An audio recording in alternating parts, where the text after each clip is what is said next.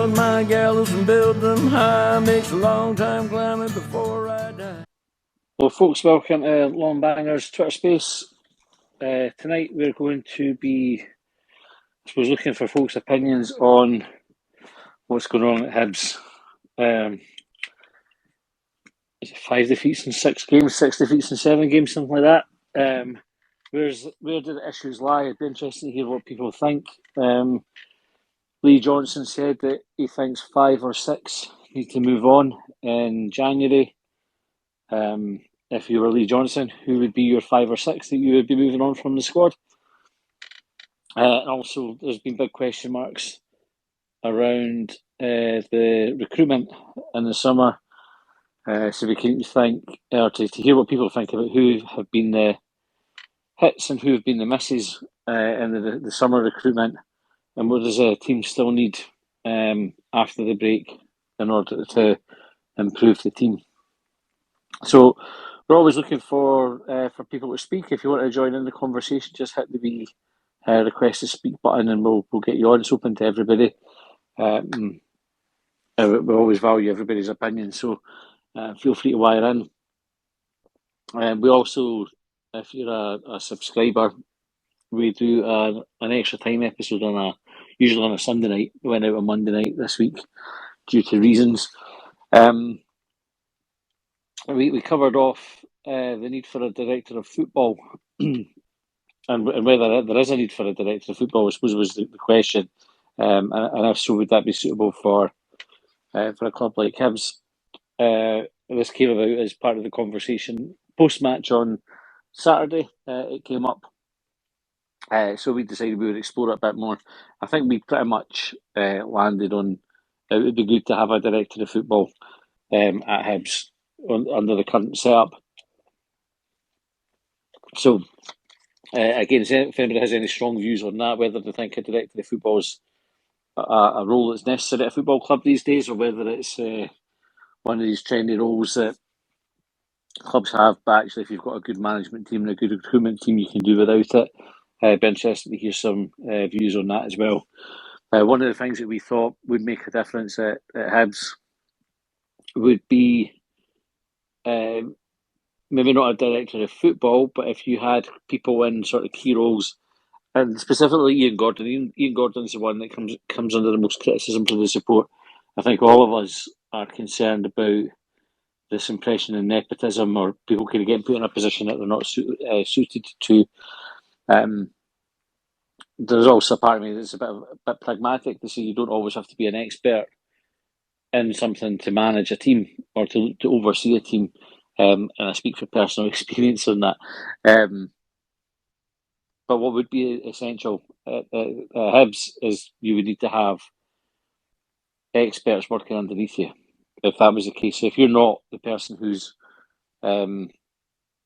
got that experience and that body of work behind you to say that you know what you're doing in recruitment, you need to make sure all your analysts and all the people who are doing the scouting and searching for you are at the highest level.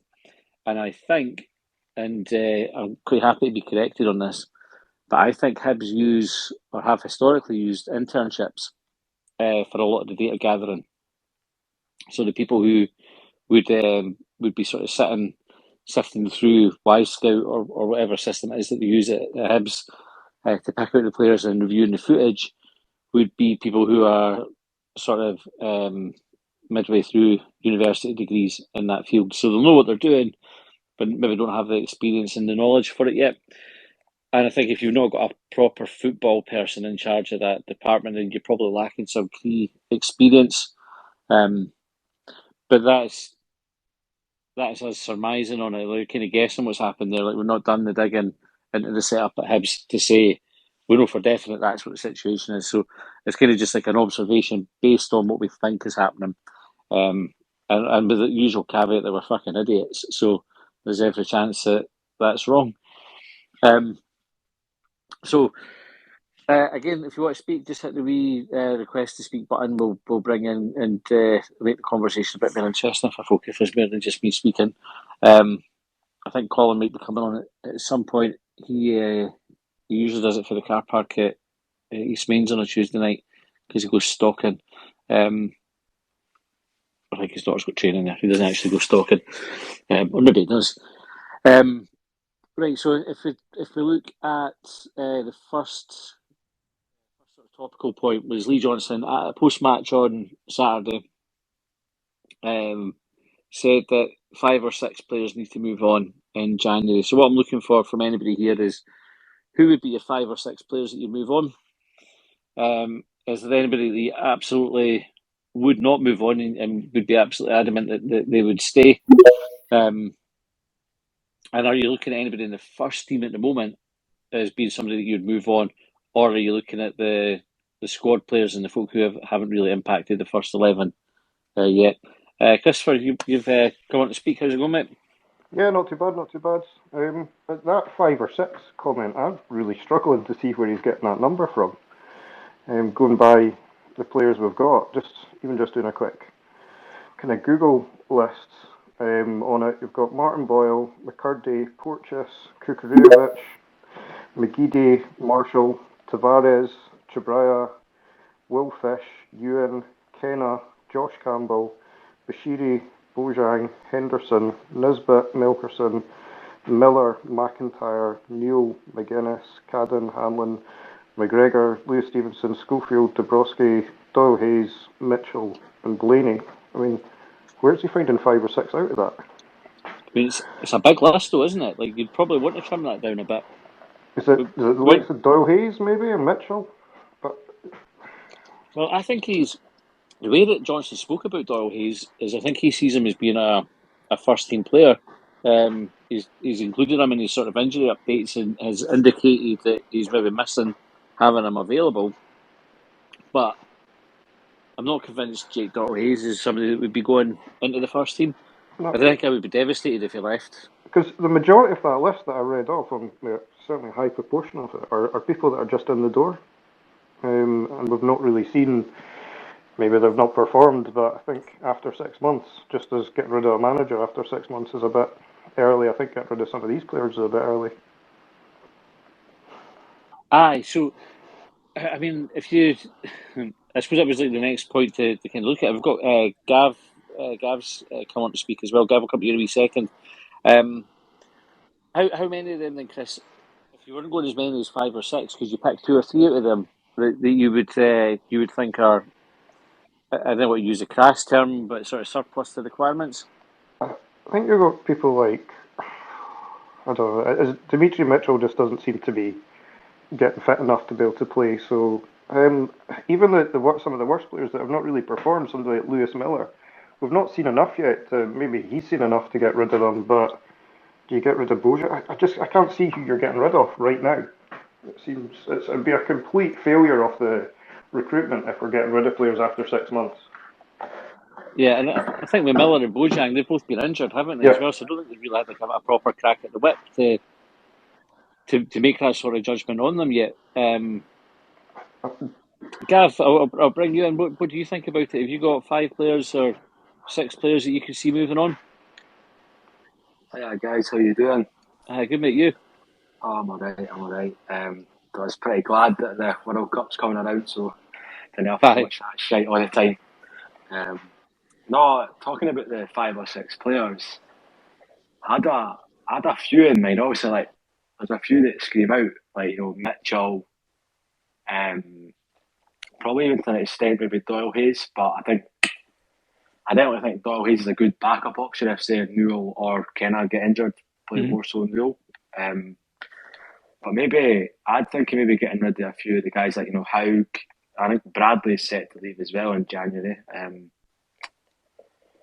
But yeah, I have to agree with you and Chris. I didn't really know anyone else that maybe deserves to get a bit of a punt. I was maybe thinking Nelson, but I think there's a player in there. I think he's too good enough to let get rid of. Aye. There's a marquee signing. I can't see us. Again, a lot of this comes down to the recruitment department if they're willing to admit they got it wrong. Well, Melkerson's, especially when we spent on the face, I think what was reported close to $500,000 or something, wasn't it, for him? And exactly. I have to say, I think you've seen flashes from Melkerson that things is definitely worth persevering with him. Yeah. He's still only 19. He's definitely a player. There's definitely a player in there. You've seen it. Just taking time. That's why I'm saying there's a lot of these players that could do with just a bit of time and a bit of kind of. It seems like we've brought in 5 or 6, however many we brought in, that we all expected to kind of hit the ground running, and they've not. And that's why I wouldn't be wanting to get rid of them, because they all went in flashes. I've seen players there. I just think we just need to give them a bit of time. But 5 or 6, unless we're looking at the development squad, I just can't see it. But then I think, like, because I can see the point now, Gav, it'll be interesting to see what you think there. With the development squad, these players were brought in not with an idea of being sort of first team players, I would think, this season, at least certainly not the first half of this season. So it would seem sort of counterproductive to bring them in, not have them anywhere near the first team, and then just get rid of them before they've had an opportunity. I would have thought, like, if he was going to start culling players, it would have went from, or would come for the first team.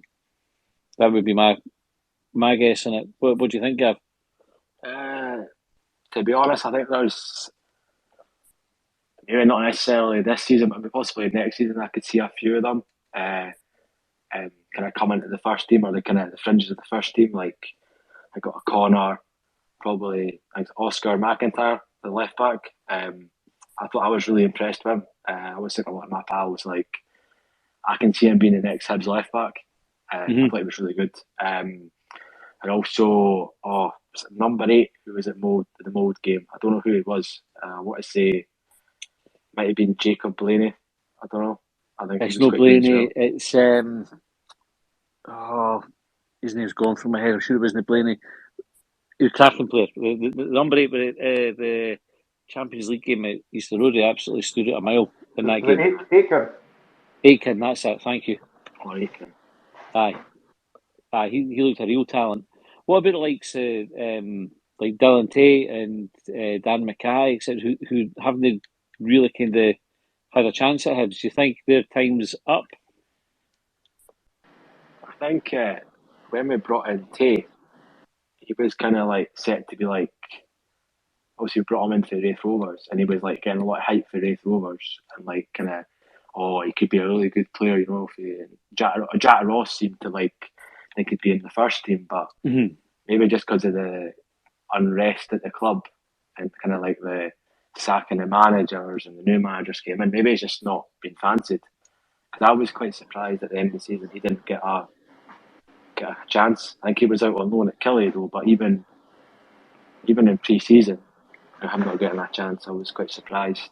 But yeah, I could see a few of the guys like Tate, Mackay, Haug, all maybe leaving. I would say Tate and Mackay maybe, because they've come from almost a kind of previous regime. Um, Possibly they might get overlooked, but again, Haug, whatever you pronounce his name, I think he was brought in for the development squad, and we're being told that we kind of missed a generation or missed a certain Yeah, age group, and that's why they brought all these guys in. it's interesting because I don't think there's a big age difference between Hauga and Melkerson. But when Hauga came in, he was definitely earmarked for the development squad and not the first team. And part of this is where I kind of get a wee bit conflicted on it, because part of I think the strategy that Hibs said that they were going to use for the development team was they put these players out on loan, to various clubs as part of the development. So there's always an expectation that they're going to spend time away from the club and they're going to get first team experience at a lower level, and then that prepares them then for coming back and playing in our first team. So I They'll be don't think just back now. because They'll be back now though, because a few of them went out to the Irish League, didn't they? And that finishes, or it's finished already, isn't it? Bradley and Hauga came back, so I think Bradley's already been told that he can go. Has he? That was reported anyway. I think He had quite a good spell over there as well. Yeah, Sean McPartland I think did a wee piece, and I'm sure that came up. But I think with Bradley and probably Hauga as well, they're coming into areas of the team where we've got a lot of players already, a lot of first team players. So it's going to be hard to break in if you're a forward, I think. But from your kind of first team squad with your subs, I can't see 5 or 6 there. And then beyond that, everybody's injured, it seems. So I'm still struggling to find out where these 5 or 6 come from. You've got the list there. Interesting to get your thoughts on recruitment. Then in that case, do you think? Or sorry, William McCohen said Doidge. It was well Doidge going off the books. I think that's a certainty, isn't it? Like I think as soon as the opportunity comes up to move Doidge on permanently, I think that will happen. Which is a shame. I liked Doidge as a player, but I think post his injury, never really Yeah. I think looked the same. he's got us kind of over a barrel a wee bit with it because he just signed a contract not long. I think it was actually at Easter Road the day.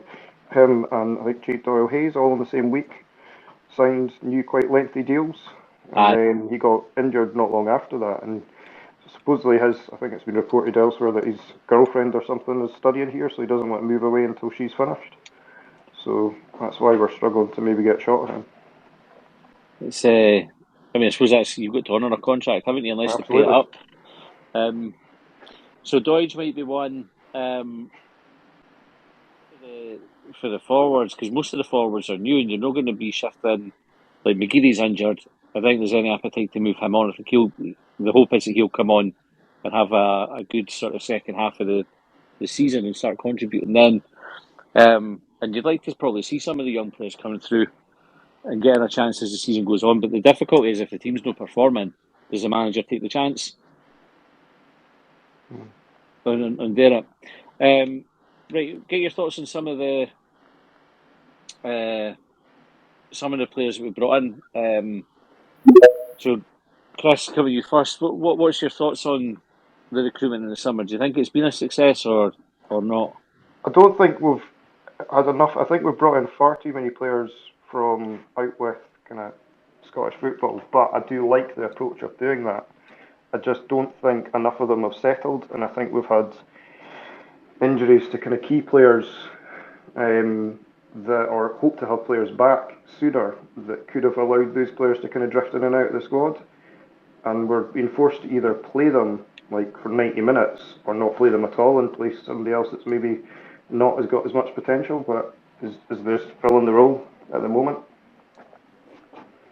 So Tavares is a good example of that. I mean, I think even you guys in the pod, I think it's been mentioned many times that he's got the number 10, he was meant to be the replacement for Boyle, but he's certainly not ready for that yet. Do you think Boyle coming back has hindered his prospects of first team football? I think people were already on his back though. He just couldn't get control of the ball. That seems to be one of the biggest issues I'm seeing at the moment is nobody can make the ball stick up front. It just keeps bouncing back, and then we've got Yuan as well, who seems to be he's great, but then loses control of the ball. There's nobody that seems to be able to just control the ball up front and get a foot on it, especially without Boyle being there. Aye, it's a bit of a worry, yeah, considering the job that they do. Exactly. Even Jamie, go ahead. I've got Jamie on as well. I'm just going to bring Jamie in and get Jamie's views as well. Jamie, how's it going, mate? Hold on. Alright, can you hear me alright? Aye, hear you fine, buddy.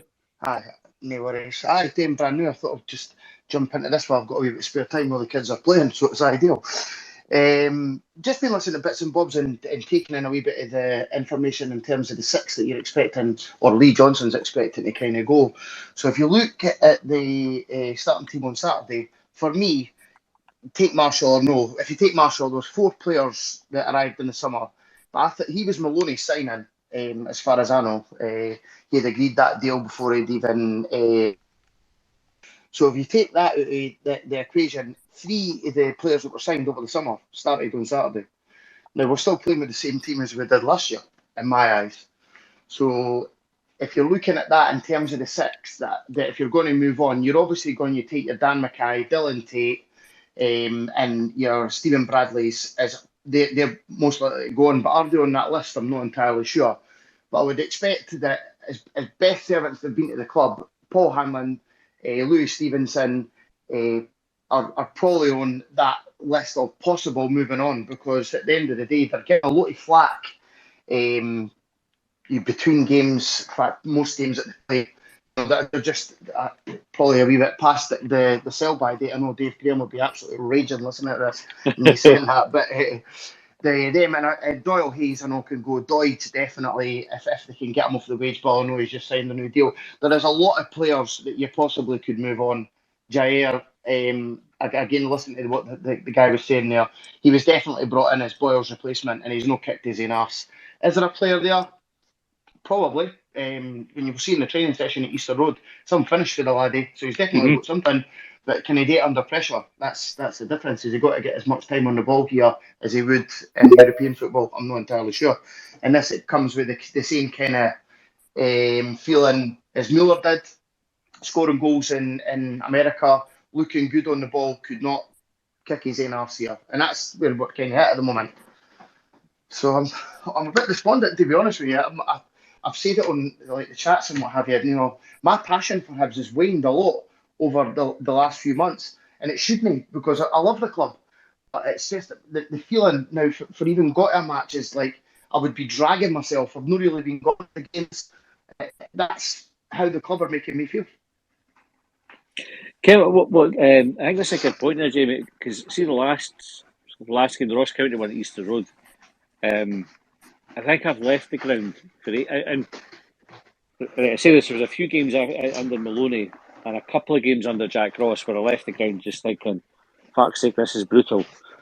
Tuesday night was probably the worst one under Lee Johnson, where I come away and it felt like we hadn't progressed at all. Like we'd shown signs early in the season of being a really good team, and I was excited to watch Hibs, and then you get a performance like that, and it just felt like we stepped back in time when we were, like you were saying, about playing last season's team. I could totally see how your enthusiasm would go for it.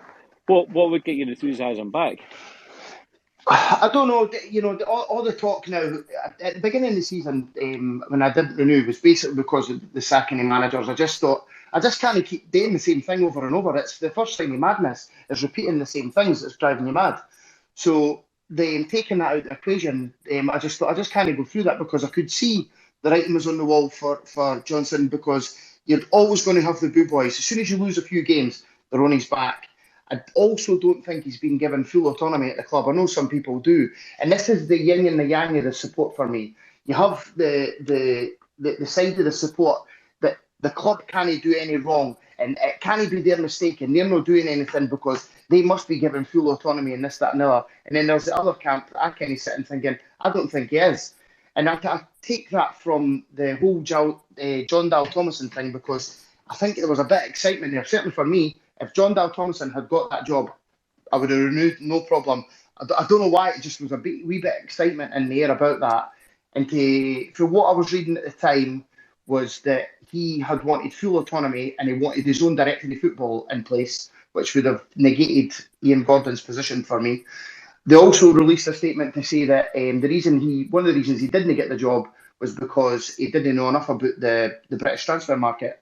So now you look at how well he's doing in Blackburn, if he didn't know the British transfer market that well, to compare to the players that we're signing, aren't they actually British based? So what's true in that? Obviously you can take one level of truth, one level of sort of mistruths, and he meets somewhere in the middle and take it from there. I just didn't see any cohesion between the football side of things to the business side. And also, as the series went on, the losing Greg McEwen for me is a big thing. I know it's been kind of touted about in certain areas that he has went and increased revenue at the club by 400%, and yet we've not kept him on. That's huge. That's a massive thing, you know, for the club. The club seems to be that business side of thing, the advertising, the getting sponsors in, etc., etc. It's huge and it's growing the club, but we didn't even be able to see it doing anything with it apart from trying to increase revenue with beautiful things like the Albion bar and all this, which looks amazing. It's brilliant for the club, but you need the team on the pitch. Like we've all been saying through months now, it's the team on the pitch that people want to see. So would you have a director of football, Jimmy? I wouldn't have a director of football because see if we were a club and determined to stick by a manager and play the way that's being mooted by the club, that if your under 13s plays the same as your left back in the first team, because that's the transition into the various stages from, say, under 13s to under 19s, blah, blah, blah, blah, that your team will play in almost the same way. Your manager can't dictate that, because we've had too many managers. So does he get to determine what style of play? I can't see the crossover to it. So a director of football, is that going to be a constant like we just said we had with Graham Mathey, who divides opinion on whether he was good or bad, because he was blameless for a lot of time to say, well, this is the players we're bringing in. Do they fit the structure of what the manager wants to play, how he wants to play? And does that frustrate managers? And then is it a knock-on effect to say, well, if Johnson does go or stays or whatever, in the future, other managers want the role? It's just it's a bad cycle to get into, and I just don't know where it ends. But a directed football, for me, I didn't think it'll hold its up, because I didn't even think we could bring anyone in of note that would be able to enhance the squad or the team, the management structure. Gav, I'll bring you in here. What do you think about that? Would you have a director of football? To be honest,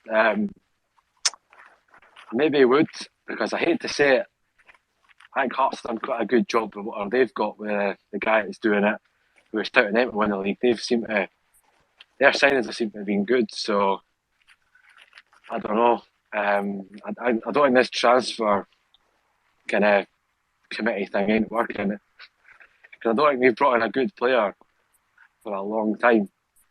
No player of actual note, except for probably Marshall. He was probably already agreed. I don't think the transfer committee probably looked at Marshall. We'll sign Marshall. I think it was like a free agent. So, Living Boyle was a good signing. He's a good signing. We already know what he can do. To be honest, he re-signed. We put him on loan for 6 months and got him back. Pretty much. It's funny though, we were talking about a lot of these players when we were having our wee run about being brilliant. About Ewan, Chebraya, Kukovic, Kenna, all being great scoopers that could all really kick on. It just seems to have fallen away. Do you think, right, so you mentioned, Chris, about the having that base of that you can rely on in the club, so British-based, potentially the experienced players that are in there, so not necessarily British ones, but the ones that have the experience that can maybe carry performance. We've got on the books McGeady, Nisbet, Boyle, who's not been available for the last couple of games, McGuinness, which I think who else would have been sort of fall into that category. But players there who have got that experience and that knowledge that if they were available, you're probably able to kind of give the new signings a bit more time to bed in, or they could probably carry it a wee bit because you've got players there that you can rely on.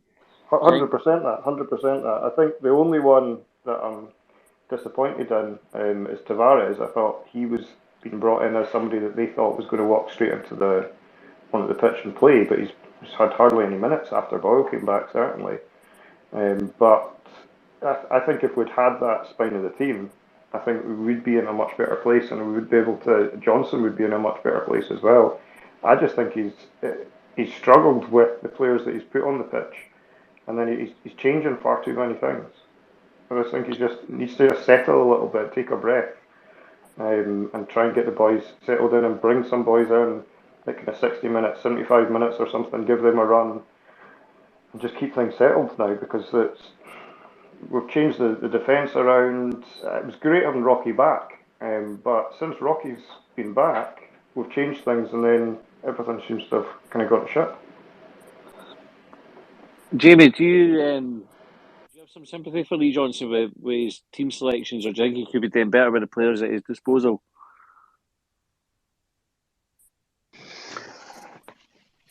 But many managers have tried now. That's he's the third trying to get this group of players to work in various formations, and it's not worked. There's something just not quite right.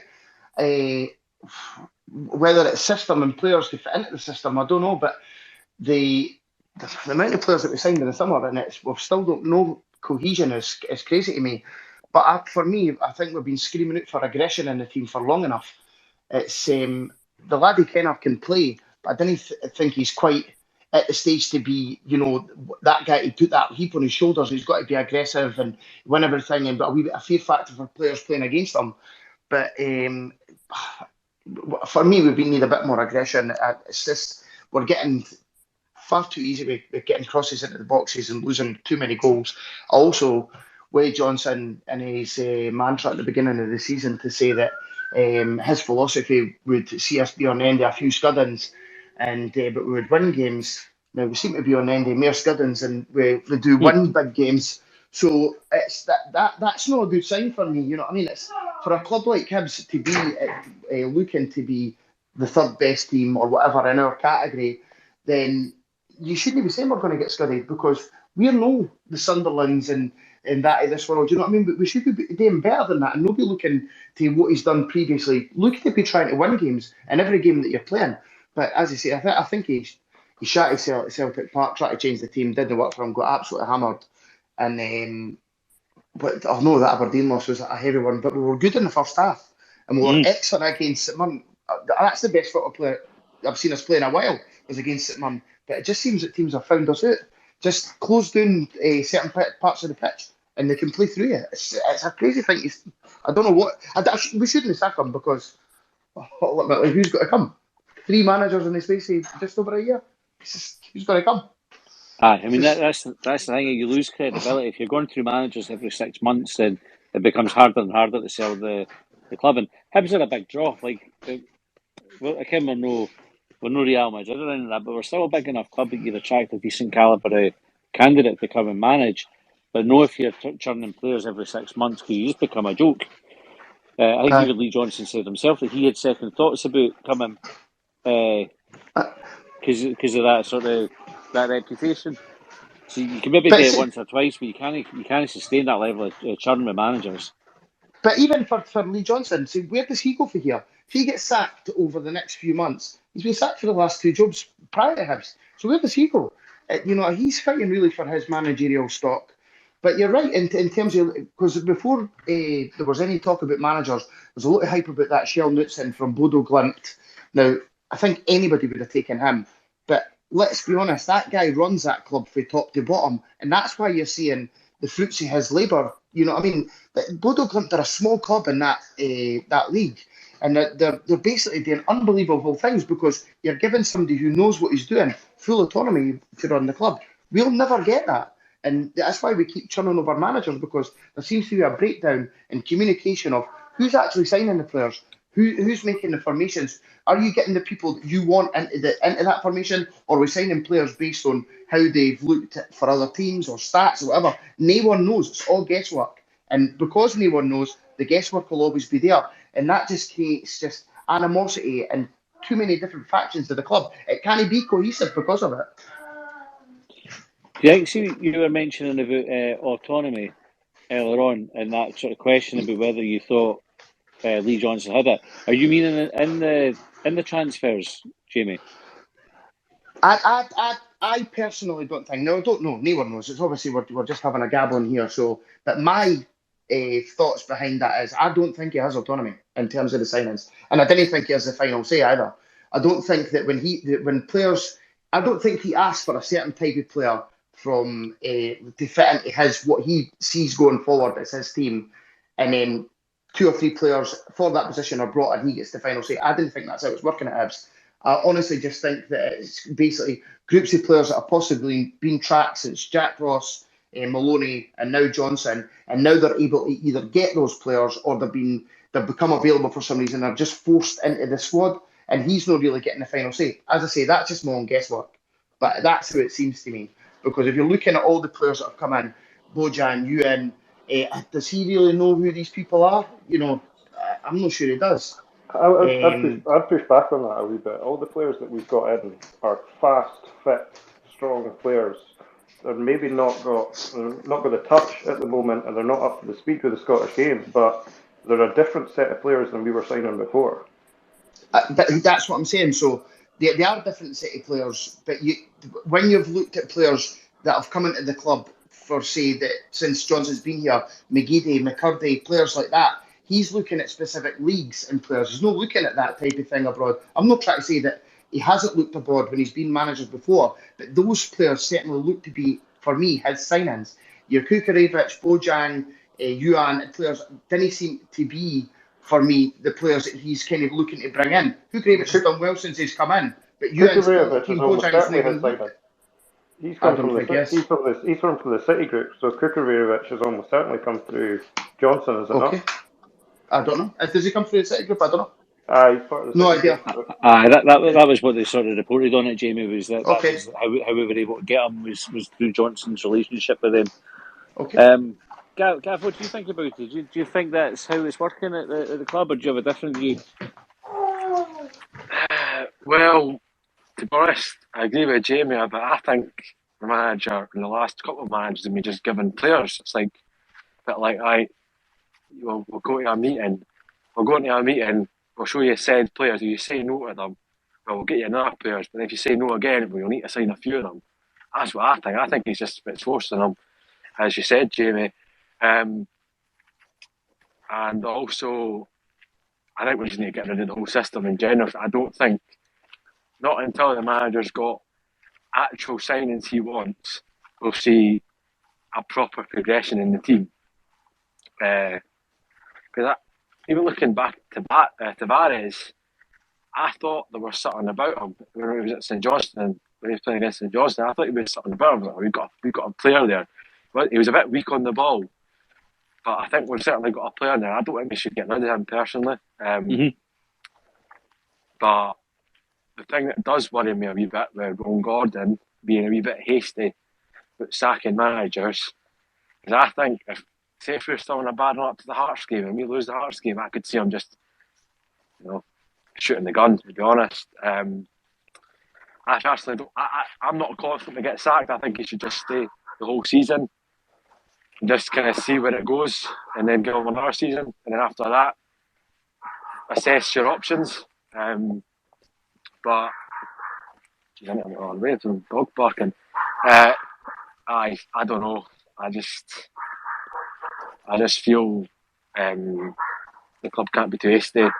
But I see a lot of people online saying, "Oh, sack Johnson," and even a Twitter account like, "Oh, sack Lee Johnson" or something like that. Aye, saw that. Like the guy's, he's only been in the door like 6 months, but look at Jurgen Klopp and Liverpool. It didn't happen overnight for him. It took him a few seasons till he got all the right players in and they started moulding a team. And look at them now. They're not as good now, but like for a few seasons they were up there, one of the best in the world. Aye, there is that. How would you describe it? There's like definitely an appetite. There's a section of the support. No alone with Hibs. Like, and I'm not saying folk are wrong. And everybody's entitled to their opinion, but there's definitely like a chunk of the support who want change. Like, as soon as things start looking like it's gone wrong, they're like, sack them.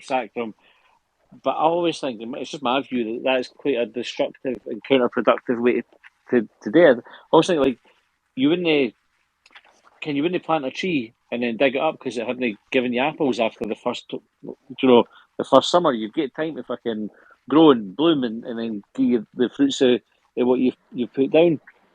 You look at Rocky and how Rocky's turned it around. I feel that we've got a team full of Rockies this season that could have I think everybody to a man, people have said there's potential in that player. Whoever it is, Tavares, Ewan, Bojang, everybody's got potential there. I just think we need to give it a bit of time, give it a season to see if we can hopefully ride this one through. Maybe get a couple of solid signings in January, that even a loan signing that's got a lot of experience or something like that we can kind of ride it out this season and then really kick on. I never expected this season to be a brilliant season. So, out of I'll open this to anybody who wants to answer. Out of the signings that we made in the summer, is there anybody that jumps out as an absolute success? Probably got to be Marshall, to be honest. I think certainly when we signed him, everyone was saying, "Oh, he's going to be like our kind of Craig Gordon." As much as I hated bringing it back to Hibs and to Hearts, Hibs. He saved them a good 15 to 12 points last year, and going back to a St Mirren game, we could have been 2 down at half time if it wasn't for his 2 good saves. Mm-hmm. So that's him saving us points. But I think there has been a few errors, like the St Johnstone game, where I thought he could have saved the first one. I think it came right at him. I think the Celtic game, but you can't really fault him. I think he's one of them guys in the dressing room that can pick some of the younger players up. Mhm. Like he's like a kind of that wise head in the dressing room. But I think we've like along with Hanlon and McGregor and a couple of others, but I still think that's where we've been kind of lacking. I think we need a bit more steeliness on the park, a bit more kind of know-how almost with some of these players. We need to bring in guys that have played like 400 games that are like between like 20s and like 30s and mid-20s and 30s, just so if the game isn't going to plan, we can take off some of these younger lads and stick on some more experienced lads to kind of see the game out. Because certainly going back to Ross County, I was speaking to my dad about it when we were going to the game, and I took one look at the bench, and I was like, I don't see any match winners on the bench. Like I was like, well, I was like literally to my dad, I was like, well, the team on the park better just do it, or I can't see if we go one down, which we did, anyone coming on, except for maybe Campbell, but then Campbell's not much of a goal threat, I don't think. I think definitely that profile of player that you mentioned there, with the experience that no like at the wrong end of the wrong side of 30, but to have plenty of games under their belt, we definitely lack that in the team. I think the high quality player. I certainly lack it with them being available. I think that's the sort of profile that you're looking at for Boyle. Don't know how many games Boyle's got under his belt, but between him, like Joe Newell's probably in that category now as well. I think Chabraya maybe is, or getting close to it. But that's what you need, definitely that sort of leadership. Commas, or folk that can go and actually make an impact on the game. I think we lack that at the minute. I think Chabraya is definitely a good player. I think he's at least as good as Josh Doig is, if not an upgrade. Totally different type of player. And if we're playing 5 at the back, then I would want Doig in there. But I think at 4 at the back, I think he's a ample player and a really decent signing for what we got this season. When we get 3 million for Josh Doig and we pick up him did we spend anything on him? I'm not sure if we paid a fee for him. I think we maybe picked him up for free. Yeah, I think he's been a really decent, solid signing, some really good passing and things. I think a lot of it's down to the system. And I also I think you need to look at it that, I mean, what Boyle confirmed as a £3 million player, McGuinness is potentially a £3 million player, Nisbet is a £3 million player. How many clubs who can reduce like 9 million out of their team and expect to be playing brilliantly every week? I think that this was something that impacted us last season as well, Chris. I totally agree. Like, injuries killed us last season. I think even like Maloney would have had a better time if they'd had the players fit that he never had available. Undoubtedly, I think Lee Johnson, if he's got, because I think McGuinness was hoped that he'd be back much sooner than he was, and obviously he's come back, had a couple of games, and then been out again. I think maybe Hibs are at the point where they'll be questioning whether or not they can rely on him, though. That's probably the issue we've got there. And the same goes for McGeady. McGeady's come in, played pre-season, gets injured against Norwich, and then that's him out for the big chunk of the season. So you've got, I guess, somebody who was going to be your experience and like your sort of the player guiding the rest of the young players through, immediately sort of unavailable, is definitely going to impact the team. Nisbet not being fit. We had Hanlon injured at the start of the season. Rocky got injured. Again, every club gets injuries, and some clubs go on a bit more than others, right enough. But excuse me, just going to try and shut this dog up. But any manager's going to miss it. Nobody gives Hibs an allowance for it, though. Like there's no a big chunk of the support that go, fair enough. Like they're shite, but it's because we've got all these players missing. It's just like it's not good enough. Rip it up and start again.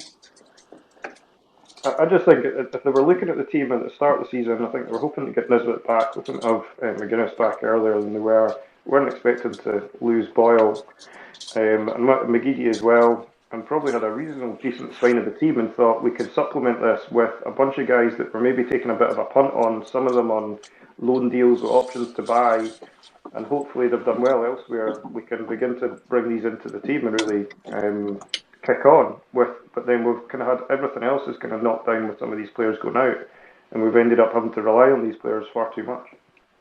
What do you think of Yuan? So Yuan, when his first few games, I thought he looked different class. Like I thought we'd absolutely won a watch with him, and then it's like his form just fell off a cliff. We changed his position, didn't we? I still think he's a winger. I still think he's more of a Boyle type player. And the thought of having Boyle, Yuan, and Kukurevic in the middle seems an amazing forward line. I can't see how it's not getting more goals. Tina, what do you think, Gav?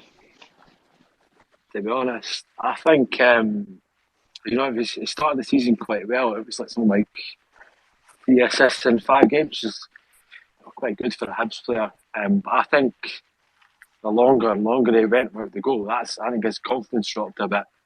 Because certainly speaking to a lot of guys around me were asking the famous 5.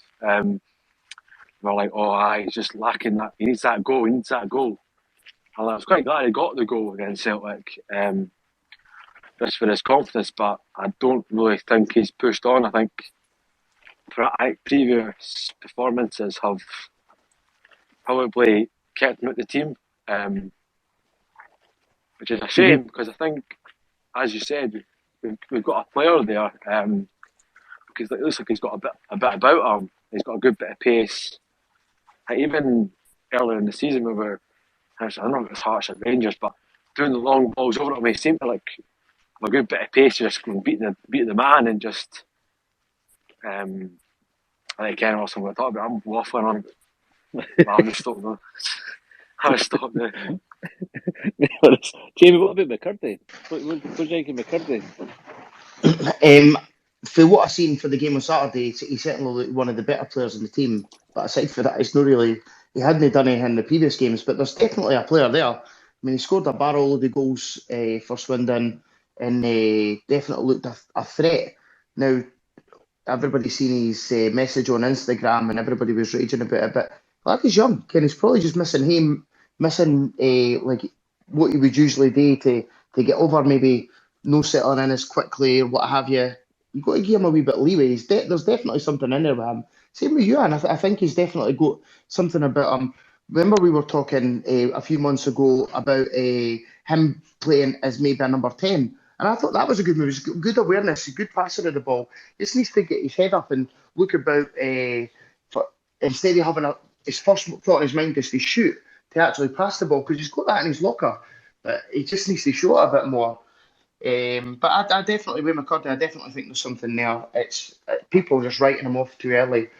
But everybody putting a lot of emphasis on Nisbet coming back, and quite rightly so, because he was scoring a lot of goals. But if you remember the run up to before he got injured, was social media was rife with get him to fuck and he's no good enough. He's trying to pass the ball in the net and he's become lazy and he wants away this, that, and the other. So you're hoping that he comes back and finds the form about when he's first joined. Aye. Fans are fickle. They'll forget if he scores in his first game back, everybody will be all happy and that'll be him. We'll be the safety again. That's how it works. Hey, I'm just going to read out a couple of tweets. We'll wrap up in a wee minute.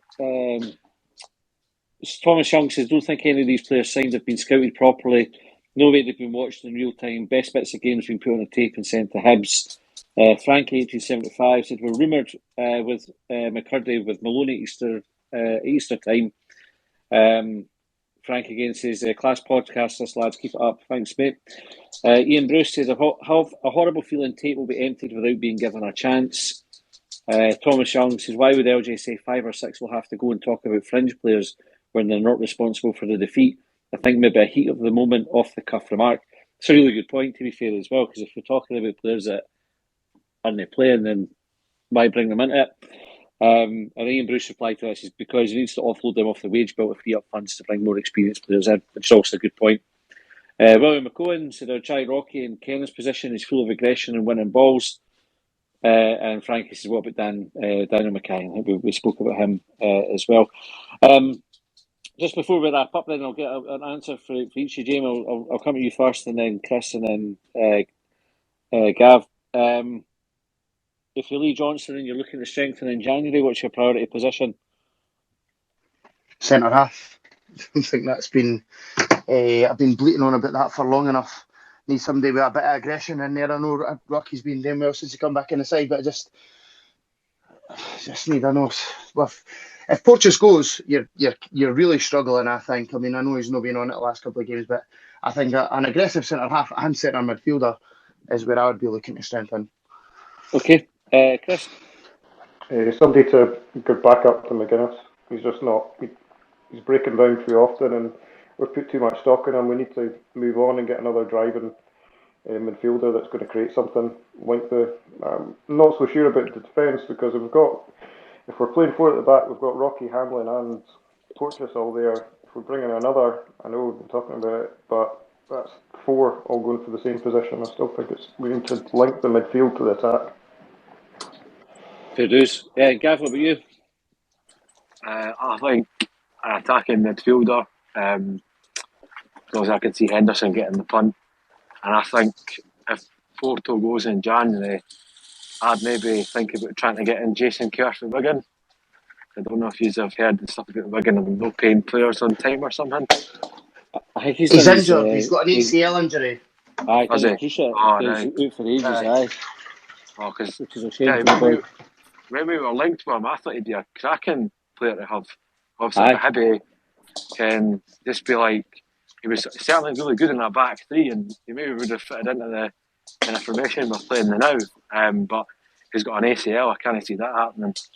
No, I think we definitely would have. We wouldn't be losing as many goals for crosses as we seem to be losing now. If we had him, I think he definitely that sort of fits that bill. Right, guys, thanks very much for jumping on to speak. Thanks to everybody who tweeted us as well.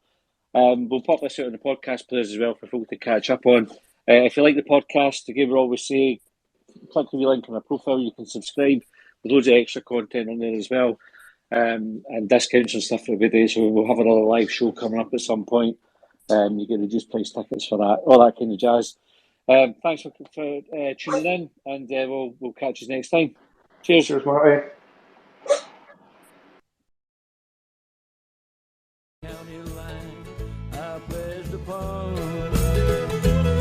Well, they trailed me down when I broke free. I drank all the whiskey in Tennessee.